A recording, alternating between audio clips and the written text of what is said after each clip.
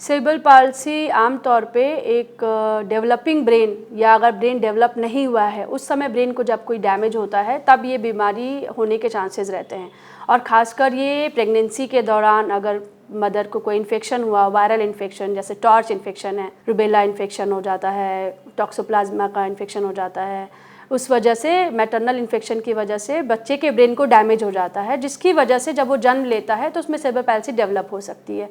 अन्य कारण हो सकते हैं बच्चे के बर्थ के टाइम पे, यानी जब बच्चे का जन्म हो रहा होता है, अगर प्रसव बहुत प्रोलॉन्ग हो गया, बहुत लंबा हो गया, बच्चे को ऑक्सीजन में की कमी हो गई उस दौरान, प्रसव के दौरान, तो भी सेरेब्रल पाल्सी होने की संभावना रहती है। इसके अलावा जब बच्चे का जन्म होता है, अगर उसको किसी तरह की चोट लग गई बच्चे को, जिसको हेड इंजरी कह सकते हैं हम, उस वजह से भी ब्रेन को डैमेज पहुंचता है, वो भी सेरेब्रल पैल्सी के फॉर्म में प्रेजेंट कर सकता है। अगर बच्चे को मेनिंजाइटिस हो गई, बुखार आया, सिर दर्द हुआ, उल्टी हुई, जैसे मेनिंजाइटिस के कॉमन लक्षण हैं, अगर बच्चे को जन्म के कुछ दिनों के अंदर ही ये मेनिंजाइटिस हो जाती है, किसी भी तरह की मेनिंजाइटिस, तो भी बच्चे के दिमाग का डेवलपमेंट नहीं हो पाता है और वो बच्चा आगे चल के सेरेब्रल पैल्सी का बच्चा हो सकता है। इसके अलावा बच्चे को अगर कोई भी ऐसी बीमारी हुई जिसमें उसके ब्रेन को ऑक्सीजन की कमी होती है, जैसे निमोनिया बहुत कॉमन होता है बच्चों में, जब जन्म के टाइम पे थोड़े दिनों के अंदर अगर उनको किसी वजह से निमोनिया हो जाता है, तो निमोनिया में भी अगर इतना सिवियर निमोनिया हो गया है कि ऑक्सीजन की कमी हो गई बच्चे को, तो भी बच्चे का ब्रेन का विकास उतना नहीं होता है और फिर बच्चे को सेरेब्रल पैल्सी डेवलप हो सकती है। तो अगर ये सारी चीज़ें हो रही हैं मदर को उस समय पे जब वो प्रेगनेंसी है उसकी, या बच्चे के जन्म के समय पे, तो इस स्थिति में पैदा होने वाले बच्चे में सेरेब्रल पैल्सी की संभावनाएं हो सकती हैं और उसके जन्म के बाद हमें इस चीज़ को देखना चाहिए। सेरेब्रल पैल्सी हम मेनली 3 प्रकार के कह सकते हैं कि स्पास्टिक या डायप्लेजिक सेरेब्रल पैल्सी, जिसके अंदर दोनों पैरों में काफ़ी ज़्यादा अकड़न होती है, हाथों में भी होती है लेकिन वो कम होती है, इसलिए उनको चलने में ज़्यादा दिक्कत होती है, पैर बिल्कुल अकड़ जाते हैं, वो मुड़ते ही नहीं हैं।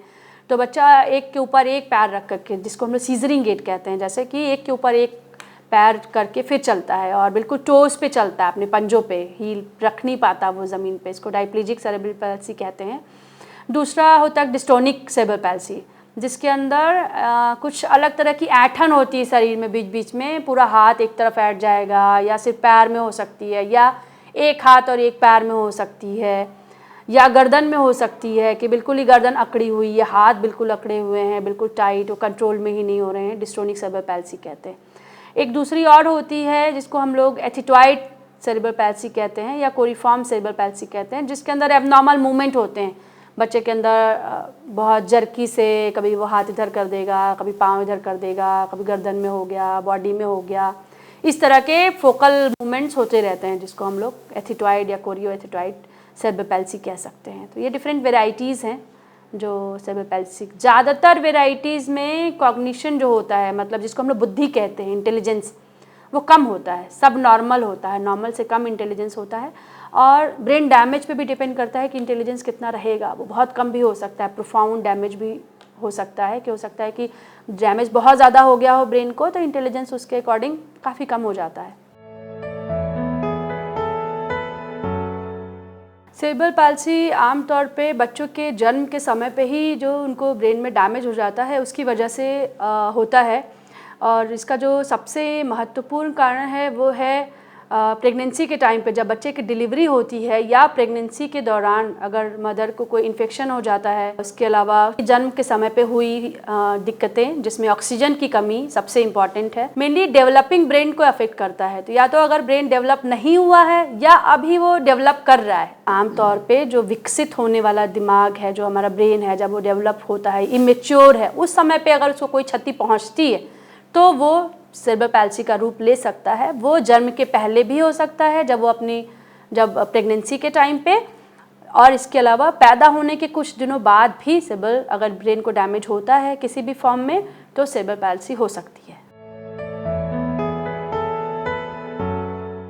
सेरेब्रल पैल्सी यूजुअली जन्म के बाद ही पता चल जाता है माँ को, अगर वो देखे केयरफुली अपने बच्चे को कि उसका जो डेवलपमेंट है, जो ग्रोथ है, वो और बच्चों की तुलना में कम होता है। तो आप शुरू से ही उसके अंदर ये लक्षण देख सकते हैं कि वो माँ का दूध अच्छी तरह नहीं पी रहा है, उसकी जो दूध को जो माँ का स्तन ग्रहण करने की क्षमता है वो उतनी अच्छी विकसित नहीं हुई है। उसके साथ जैसे वो गर्दन को अपनी थामता है, आमतौर पे हम देखते हैं कि 3 या 4 महीने की उम्र में बच्चा अपना गर्दन जो है, सिर जो है होल्ड करने लगता है, जिसको हम लोग नेक होल्डिंग कहते हैं या हेड होल्डिंग कहते हैं। तो अगर वो समय से नहीं आ रही है या बच्चा बहुत ही टोन उसका बहुत अच्छा नहीं लग रहा, बहुत लून सा बच्चा लगता है, इसके बाद जैसे जैसे उसकी ग्रोथ होती है, 6 महीने पे जब वो बच्चे को बैठना चाहिए वो नहीं बैठ रहा है, उसके अलावा जब उसको बच्चे को खड़े होना चाहिए 1 साल पे, चलना चाहिए, उस दौरान वो नहीं कर रहा है, या अगर वो करना शुरू भी करता है तो हम ये देखते हैं कि बच्चे के पैर बहुत अकड़े हुए हैं, टाइट हैं, बच्चे दोनों पैरों को जोड़ जोड़ के चल रहा है, अपने टोज़ पे चल रहा है यानी पंजों पे चल रहा है, एड़ियाँ नहीं रख रहा है। इसके अलावा अगर वो जैसे बोलने की क्षमता होती है कि बच्चे 2 साल पे आमतौर पे 2.5 साल पे 3 साल पे बोलने लग जाते हैं, अगर बच्चों की बोलने की क्षमता में भी आपको कमी लगती है, जब वो स्कूल जाता है तो आपको लगता है कि उसके दिमाग भी उतना अच्छा नहीं विकसित हुआ है शायद जैसे बाकी उसके एज के बच्चे हैं, जैसा वो कर रहे हैं वैसा वो नहीं कर रहा है। तो इन सब कंडीशंस में आप ये सोच सकते हैं कि सेरेब्रल पाल्सी, और अगर पहले वो कंडीशंस रही हैं कि उसकी प्रेगनेंसी के टाइम पे कॉम्प्लिकेशंस रहे हैं, जब वो पैदा हुआ तब कॉम्प्लिकेशंस रहे हैं, तो हम सोच सकते हैं कि हो सकता है कि ये सेरेब्रल पाल्सी के लक्षण हों। उसके अलावा मिर्गी का होना, मिर्गी के दौरों का होना, उसके अलावा उसको खाने पीने में तकलीफ़ होना, ये सारे भी लक्षण सेरेब्रल पाल्सी की तरफ इंडिकेट करते हैं। उसके अलावा कई बार कुछ मरीज़ों में कुछ हाथ में कंपन का होना, हाथ में कोरिया का होना, या कुछ और दूसरे तरह के मूवमेंट जो आमतौर पे नहीं होते हैं वो उस बच्चों में अगर दिखते हैं तो हम सेरेब्रल पाल्सी सोच सकते हैं, और इसी समय पे डॉक्टर की सलाह लेना अति आवश्यक हो जाता है।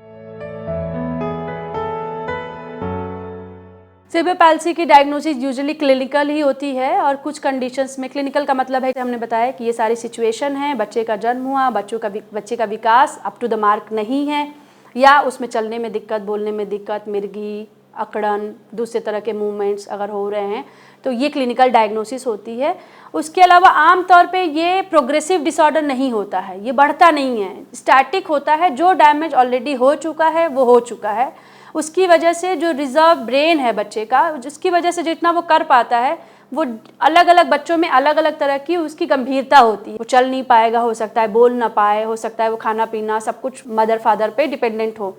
अगर वो डैमेज कम है तो हो सकता है कि वो चल ले, थोड़ा बहुत बोल ले, कम्युनिकेट कर ले, खा पी ले, लेकिन दिमागी रूप से उतना अच्छा ना हो जितना बाकी बच्चे कर रहे हैं। तो उसकी सीवियरिटी भी डैमेज पे डिपेंड करती है। और क्लिनिकल डायग्नोसिस के अलावा कई बार हम सीटी स्कैन या एमआरआई करके भी देख सकते हैं कि जो ब्रेन का वॉल्यूम है, जो ब्रेन में नॉर्मल स्ट्रक्चर होता है, वो प्रॉपर डेवलप हुआ है कि नहीं। कोई और जांच की यूजुअली ज़रूरत नहीं होती है डायग्नोसिस के लिए। जो ये कंडीशंस हैं और जिस तरह का डेवलपमेंट है उससे ये पता चल जाता है कि शायद ये सेरेब्रल पाल्सी का मरीज़ है। उपचार है रोकथाम करना, यानी प्रेगनेंसी के टाइम पे एंटीनेटल चेकअप होना बहुत ज़रूरी है। उस समय बच्चे की ग्रोथ मॉनिटर करना, फ्रीक्वेंट अल्ट्रासाउंड करना, जैसे ही रूटीनली हम लोग करते हैं, वैक्सीनेशन करना मदर का। उसके अलावा जो ये इन्फेक्शंस हैं उस दौरान जो मदर को होते हैं उसका अर्ली डिटेक्शन होना, जिसका सीरोलॉजी होता है जब प्रेगनेंसी होती है तब टॉर्च इन्फेक्शन के लिए, उसको अगर हम अर्ली डिटेक्ट कर लें तो उसका ट्रीटमेंट कर सकते हैं। इसके अलावा जन्म के टाइम पे डिलीवरी जो होती है वो सुपरवाइज्ड हो, यानी हॉस्पिटल के अंदर हो, जैसे हम लोग सब प्रमोट कर रहे हैं। सुपरवाइज्ड डिलीवरी में बच्चे को जो जन्म के समय पे कॉम्प्लिकेशंस होते हैं उसके होने के चांसेस काफ़ी कम हो जाते हैं। तो हम इसको बीमारी को रोक सकते हैं, बट एक बार अगर ये ब्रेन डैमेज हो गया तो उपचार नहीं है। हालांकि उसके बहुत सारे जो सिम्टम हैं, लक्षण हैं, उसको हम दवाइयों के थ्रू कम कर सकते हैं। जैसे कि अगर मिर्गी है तो हम मिर्गी की दवाइयाँ देते हैं जिससे मिर्गी कम से कम हो या ना हो। और अगर चलने फिरने में दिक्कत है तो कई बार हम लोग एंटीस्पास्टिक ड्रग्स देते हैं, मेडिसिन देते हैं, जिसकी वजह से अकड़न थोड़ी कम हो जाती है। कुछ सर्जरीज भी होती हैं। हम लोग कई बार बोटुलिनम की थेरेपी भी देते हैं, एक तरह का टॉक्सिन है जो मसल की जो बहुत अकड़न होती है उसको कम कर देती है। तो चलने फिरने में थोड़ा बेहतर हो सकता है, बस दिमागी रूप से बच्चा ठीक हो जाएगा इसके लिए हमारे पास कोई उपचार नहीं होता है आमतौर पे। अगर मिर्गी है, हो सकता है मिर्गी बच्चे में कंट्रोल ना हो इजीली, मिर्गी के कारण बार बार मिर्गी अगर हो रही है तो फिर उसके अंदर डैमेज और भी बढ़ता जाता है। हर बार मिर्गी के साथ ऑक्सीजन की कुछ ना कुछ कमी होती है। अनकंट्रोल एपिलेप्सी एक बहुत इम्पॉर्टेंट कॉम्प्लिकेशन है जो इन बच्चों में हो जाता है। उसके अलावा अगर बच्चा अकड़न बहुत ज़्यादा है, बिस्तर पे ही आ गया, बिल्कुल चल फिर नहीं रहा है, खा पी नहीं रहा है, तो निमोनिया होने के चांसेस बढ़ जाते हैं, बेडसोर होने के चांसेस हो जाते हैं, इन्फेक्शन होना बार बार बहुत कॉमन होता है इन बच्चों में। उसके अलावा कॉन्ट्रैक्चर बन जाते हैं, पैर एक जगह अकड़ जाता है, बिल्कुल आपने देखा होगा कि बिल्कुल ही अकड़ गया, मूव ही नहीं कर रहा है। ये सारे कॉम्प्लिकेशंस इसके साथ होते हैं। आमतौर पे इन कॉम्प्लिकेशंस को कम किया जा सकता है दवाइयों से, अगर रेगुलर दिखाते हैं आप डॉक्टर को। तो अगर बहुत सिवियर ब्रेन डैमेज है, बच्चा बिल्कुल ही चल नहीं पा रहा है और उसका ग्रोथ बिल्कुल ही नहीं है, तो डिपेंड करता है। अगर सिवियर डैमेज है तो बिल्कुल जानलेवा हो सकती है और लाइफ एक्सपेक्टेंसी कम हो जाती है सेरेब्रल पैल्सी के मरीज़ों की। मतलब जो आमतौर पे ज़िंदगी होती है हमारी कि कितने वर्ष हम रहते हैं, वो कम हो जाता है सेरेब्रल पैल्सी की। अगर कम डैमेज है तो भी नॉर्मल उसी उम्र के जो मतलब उसी के पैरेलल पैदा होने वाले नॉर्मल बच्चे हैं, उनकी लाइफ एक्सपेक्टेंसी और सेरेब्रल पैल्सी के मरीज़ों की उसमें फ़र्क होता है, काफ़ी फ़र्क होता है। गर्भवती महिलाओं को सलाह देना चाहूँगी कि जैसे ही उनको पता चलता है कि वो गर्भवती हैं तो वो रेगुलर चेकअप कराएं, अपना प्रॉपर वैक्सीनेशन कराएं, डॉक्टर के संपर्क में रहें, ताकि कोई भी अगर उनको वायरल इन्फेक्शन होता है प्रेगनेंसी के दौरान, रेगुलर अपने रूटीन चेकअप कराएं तो वो अर्ली डिटेक्ट हो जाए वायरल इन्फेक्शन, क्योंकि बहुत बड़ा कॉज है टॉर्च इन्फेक्शन सेरेब्रल पैल्सी का। उसके अलावा उनकी डिलीवरी जो हो वो सुपरवाइज्ड हो, चाहे वो नॉर्मल डिलीवरी हो या सिजेरियन डिलीवरी हो, डिपेंडिंग अपॉन द इंडिकेशन, जैसा भी हो डॉक्टर की सलाह के हिसाब से वो सुपरवाइज्ड होना चाहिए, ताकि डिलीवरी के टाइम पे जो ज़्यादा टाइम लग जाता है या बच्चे को जो डैमेज हो जाता है वो ना हो बर्थ के समय पे। और दूसरा ये है कि अगर सिजेरियन भी होता है तो वो एक प्रॉपर उसके अंदर हो, ताकि ये कॉम्प्लिकेशंस उनके बच्चों को ना हो। और जब वो बच्चा पैदा होता है तब भी उसको कोई प्रॉब्लम है तो वो हॉस्पिटल के अंदर रहता है, तो उसकी बेहतर देखरेख हो पाती है शुरू के दिनों में। उसके बाद तो ये चांसेस इसके कम ही हो जाते हैं। शुरू के दिन ही ज़्यादा इम्पॉर्टेंट है, प्रेगनेंसी का टाइम और शुरू के दिन ज़्यादा इम्पॉर्टेंट है इसको रोकने के लिए, क्योंकि उपचार हमारे पास नहीं है, रोकथाम ही इसका इलाज है।